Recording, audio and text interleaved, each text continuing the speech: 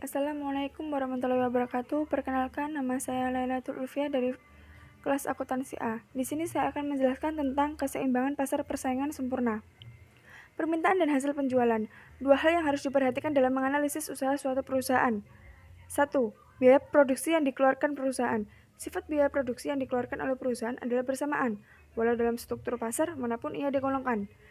Yang kedua, hasil penjualan dari barang yang dihasilkan perusahaan, yaitu sifat hasil penjualan adalah berbeda dengan antara pasar persaingan sempurna dengan struktur pasar lainnya. Berikut adalah permintaan pasar dan perusahaan. Ciri pertama dari pasar persaingan sempurna adalah setiap perusahaan adalah pengambil harga, yaitu suatu perusahaan tidak mempunyai kekuasaan untuk menentukan harga. Interaksi seluruh produsen dan seluruh pembeli di pasar yang akan menentukan harga pasar, dan seorang produsen hanya menerima harga yang sudah ditentukan. Nah, berikut adalah kurva permintaan yang dihadapi perusahaan dan pasar. Kurva yang pertama menunjukkan bahwa produksi perusahaan itu adalah jauh lebih kecil dari jumlah barang yang diperjualbelikan di pasar. Kurva permintaan DD adalah berbentuk satu garis yang sejajar dengan sumbu datar, dan tingkat harga yang dicapai adalah 3.000. Kurva yang kedua menunjukkan bahwa permintaan dan penawaran ke atas barang yang dihasilkan perusahaan-perusahaan dalam suatu pasar persaingan sempurna. Dan dapat dilihat dari kurva itu bahwa harga pasar yang tercapai adalah Rp3.000 dan jumlah barang yang diperjualkan adalah 200.000. Berikut adalah hasil penjualan marginal dan rata-rata total. 1. Hasil penjualan marginal. Satu konsep mengenai hasil penjualan yang sangat penting untuk diketahui dalam analisis penentuan harga dan produksi oleh suatu perusahaan. Yang kedua, hasil penjualan rata-rata, yaitu kurva permintaan pada dasarnya digambarkan dengan tujuan untuk menjelaskan tentang jumlah permintaan terhadap suatu barang pada berbagai tingkat harga. Di dalam menganalisis kegiatan perusahaan juga menunjukkan hasil penjualan rata-rata yang diterima produsen pada berbagai tingkat produksinya. Yang ketiga, hasil penjualan total, yaitu seluruh jumlah pendapatan yang diterima perusahaan dari menjual barang yang diproduksikannya. Berikut adalah kurva penjualan rata-rata, marginal, dan total.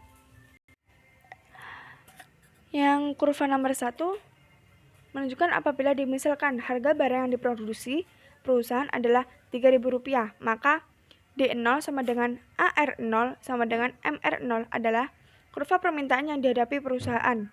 Dengan demikian, kurva ini adalah kurva hasil penjualan rata-rata pada harga barang sebanyak Rp3.000. Kalau harga barang yang dijual perusahaan adalah Rp6.000, kurva D1 sama dengan AR1 sama dengan MR1 adalah kurva permintaan dan juga kurva hasil penjualan rata-rata pada harga Rp6.000. Kurva yang kedua menunjukkan titik A menggambarkan bahwa pada harga 3.000, penjualan sebanyak 10 unit akan menyebabkan hasil penjualan total mencapai Rp30. Dan titik A1 menunjukkan bahwa pada harga Rp6.000, penjualan sebanyak 10 unit akan menyebabkan hasil penjualan total perusahaan mencapai Rp60.000. Berikut adalah syarat pemaksimuman keuntungan. Di dalam jangka pendek, pemaksimuman untung oleh suatu perusahaan dapat diterangkan dengan dua cara. Apa saja? Yang ke-1, membandingkan hasil penjualan total dengan biaya total dan menunjukkan keadaan di mana hasil penjualan marginal sama dengan biaya marginal. Yang kedua, dengan menggunakan bantuan kurva atau data biaya rata-rata dan biaya marginal. Berikut adalah tabel jumlah produksi dan biaya produksi. Dalam kolom 1 ditunjukkan berbagai jumlah produksi yang dapat dicapai. Dalam kolom 2 menggambarkan biaya tetap total.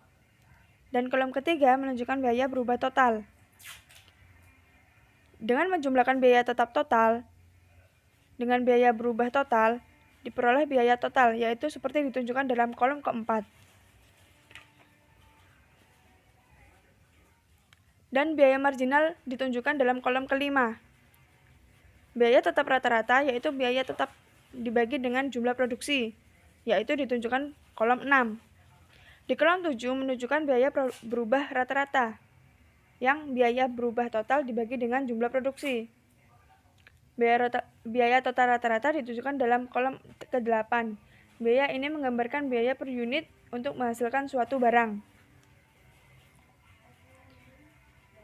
Yang kedua, tabel jumlah produksi dan hasil penjualan. Dalam kolom 1, menggambarkan jumlah produksi yang dapat dicapai. Seperti tabel yang di jumlah produksi dan biaya produksi. Dan kolom kedua menunjukkan tingkat harga barang yang diproduksi. Harga seunit tetap 150.000 oleh karena produsen tersebut berada di pasar persaingan sempurna. Kolom ketiga menunjukkan hasil penjualan total yang akan diterima produsen pada berbagai tingkat produksi. Data hasil penjualan total dalam kolom tersebut dihitung dengan menggunakan rumus TR sama dengan P kali Q, di mana TR adalah jumlah hasil penjualan, P adalah tingkat harga, dan Q adalah jumlah produksi. Kolom keempat menunjukkan hasil penjualan rata-rata. Telah diterangkan bahwa dalam persaingan sempurna, harga adalah tetap, walau berapapun jumlah produksi yang dilakukan. Oleh sebab itu, hasil penjualan rata-rata adalah sama dengan tingkat harga. Dan kolom kelima menunjukkan hasil penjualan marginal, yaitu tambahan hasil penjualan yang disebabkan oleh pertambahan seunit barang yang dijual. Oleh karena harga adalah tetap, maka hasil penjualan marginal adalah sama dengan tingkat harga. Nah, berikut adalah menentukan keuntungan maksimum. Apa saja cara menentukan tingkat produksi yang memaksimumkan untung? Itu ada dua. Yang pertama, dengan menggunakan pendekatan biaya total dan hasil total.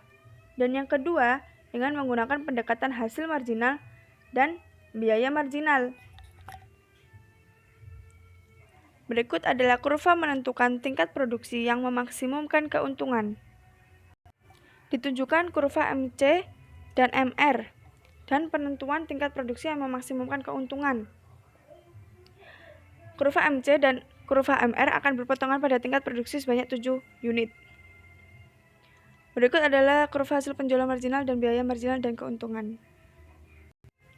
Menunjukkan keadaan di mana MC sama dengan MR berlaku pada waktu produksi adalah 7 unit. Dengan demikian, perusahaan mencapai keuntungan maksimum apabila produksi adalah sebanyak 7 unit. Jumlah keuntungan ditunjukkan oleh kotak E, A, B, C.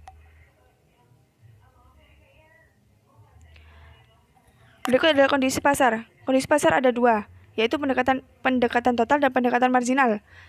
Apa saja pendekatan total? Yaitu menentukan maksimum profit, menentukan minimum profit, dan menentukan PEB. Dan pendekatan marginal menentukan maksimum profit, menentukan minimum loss, dan menentukan BEP. Pendekatan total. Laba total adalah perbedaan antara penerimaan total dan biaya total. Berikut adalah mencari keuntungan dengan pendekatan total. Kurva TC berada di atas kurva TR menggambarkan bahwa perusahaan mengalami kerugian.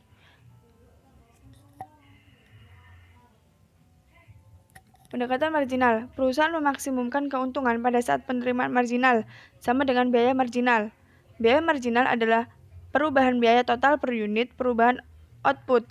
Secara matematis dirumuskan penerimaan marginal adalah perubahan penerimaan total per unit output atau penjualan. Berikut adalah kurva mencari keuntungan dengan pendekatan marginal. Pendekatan biaya marginal dan hasil penjualan marginal.